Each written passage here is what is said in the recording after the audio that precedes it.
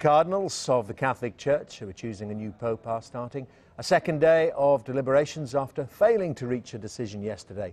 Well, there could be up to 4 votes, we hear today. Sky's Colin Brazier is in Rome on White Smoke Watch. Colin? Dermot, very good morning to you. Yeah, we've only got a little more than an hour of the first session of the conclave today left. And there is some pretty well-sourced speculation indicating that of those 2 votes today, the first one has almost certainly been inconclusive. Let me bring in Austen Ivereigh from Catholic Voices, who was the press advisor to Cardinal Cormac Murphy O'Connor back in 2005 when Joseph Ratzinger became Pope Benedict XVI.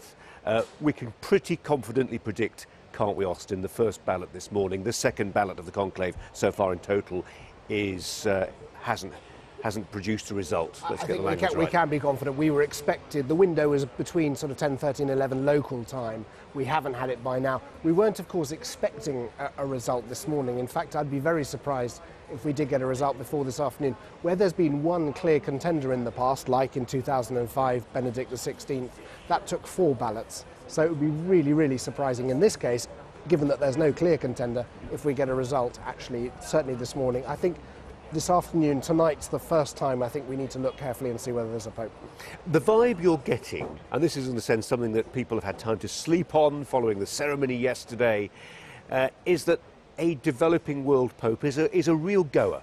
Well, what's interesting, not necessarily just developing world, but outside Europe. I mean, what's interesting about this conclave is that most of the very strong contenders who are being talked about, apart from Cardinal Scola of Milan, are actually from the Americas, or in one case from Asia. And that's what makes this a much more global conclave, I think, than we've had before. Reflects the fact, I mean, some might say not before time, because the whole centre of gravity in the Catholic Church has shifted to the south and to the west. So, I mean, 100 years ago, 70% of all Catholics were in Europe, and now it's actually more like 30%. So 2/3 of all Catholics now live outside Europe. And so some might argue, well, it's time that should be reflected in a papacy. Another very interesting thing about this conclave is how the Americans have emerged, the North Americans. Traditionally, people said, well, the United States can't produce a pope for that reason. But this time round, it's been very different. People have been talking, and I mean cardinals have been talking, Italians have been talking very seriously about some 2 particularly North American cardinals. Yeah, well,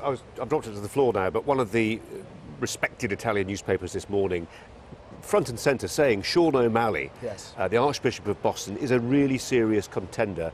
I don't think it was you actually, Austen, but somebody said to me yesterday, you know, that the thing about being a humble man, he's very much depicted as this humble Franciscan friar, is that humble can be dull. We don't need a dull Pope, Austen. Yeah, I mean, he is humble. There is a wonderful humility about him. Plus, he's got a beard, and he wears his Capuchin habit, a kind of Franciscan habit. So he's got, you know, now in the Italian soul, you know, the Franciscan thing is very strong.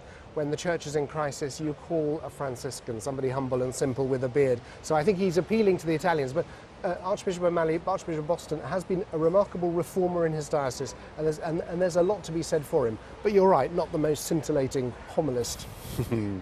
Let's go down to ground level. Robert Nisbet is there amid the, well, developing throng.